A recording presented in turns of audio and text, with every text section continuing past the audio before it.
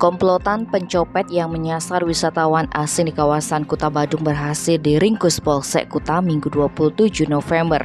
Ternyata pelakunya merupakan satu keluarga yang terdiri dari pasangan suami istri dan seorang kerabatnya. Mereka adalah Firdaus 35 tahun dan istrinya Sherly 32 tahun serta pria bernama Syahril 42 tahun.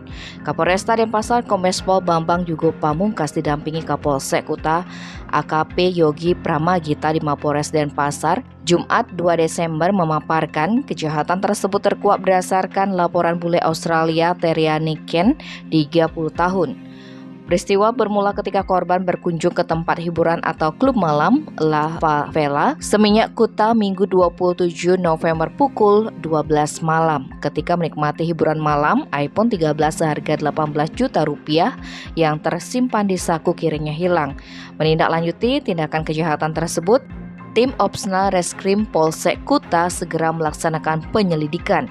Berdasarkan keterangan saksi serta analisis rekaman CCTV di seputaran lokasi, diketahui pelakunya berjumlah 3 orang yang masih satu keluarga dan tinggal di kawasan Pemogan Denpasar Selatan.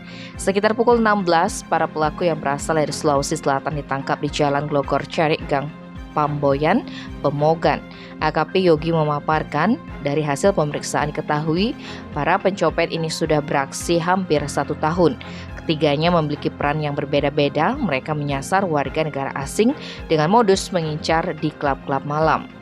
Suaminya bertugas memetik barang, sementara kerabatnya membayangi atau mengawasi situasi.